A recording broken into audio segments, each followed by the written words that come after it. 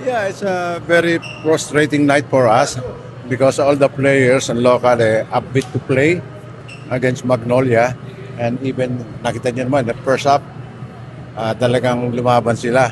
But it's obvious na import is the difference. Their import scored a lot of points, 30 plus, and we don't have any import of player who could limit the scoring of their import. At least man lang mag-cancel out. That is because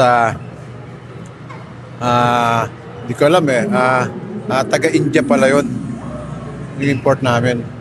In-Indian kami ngayon. Pero supposedly, coach, lalaro talaga siya. Usapan niya. Well, malinaw na malinaw yun until yesterday, ganyan. So, and last night nga, I was able to talk to the driver, and then he asked, you ready to play? He's in good spirit last night. That's why I'm so excited to come here to play. But 1 hour before the game, so I've heard na he cannot play, ganyan. So that's very unprofessional for a player like him. At least man lang he show up here.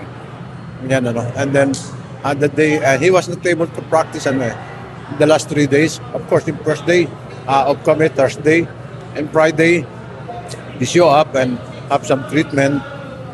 But there's no injuries walang And I asked him, you're going to practice? I just want to rest dahil she's tired. Sabi ko, okay, see you tomorrow. Okay, it's very important practice for us to prepare because the situation right now is not cooperating with our standing. So, I'm expecting na he will show up today, but wala Yeah, kaya mahirap Alam naman natin, every time na maglalaro ka na walang import, mahirap walang preparation. Just now, before 1 hour before, saka lang namin nalaman na hindi siya maglalaro. So, what will be your recommendation? Yeah, the management, Boss Robert, Boss G, sa kami. And then, of course, a replacement. Pero Welcome. na pinaka... Yeah, I think in the next few days malalaman yun. Baka yung yun. So, last niya na yung huling, hindi na siya lalaro. Oo, hindi na sila laro. Oo. And I don't know anong magiging consequences niya. Dahil it's unprofessional Ganyan And then we're really relying on his presence here dahil alam namin kaya namin manalo because napatunayan naman yung first 2 games niya nanalo kami. He helps a lot, at least double siya.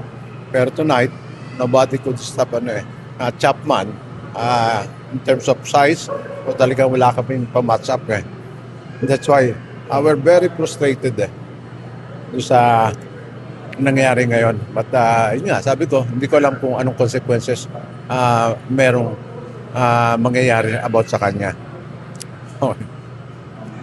Benny ba yan? Si Benny? Benny is we keep on communicating with him, unfortunately, before ito mga import namin, may commitment siya sa Korea from Taiwan at Korea, at the time ongoing pa yung all Filipino kaya lang, siyempre, players sila lagi naghahanap na malalaruan at the time, so all Filipino yan, wala pa. And then, sa Korea, and then even Macalo, nasa listahan namin yon. But I monitored siya mga game niya dito sa Taiwan His team is number 1 sa tournament nila, and their games I think maging available pa siya ng mid-May. Yan And kaya ito, and actually we have a good import during our finals May na-sign up na kami na import ganyan. Kaya lang hindi na-release siya ng kanyang mother team dahil siyempre kailangan din siya doon And then we waited for 3 weeks. Kaya lang very close na to the opening. So opted to look for someone.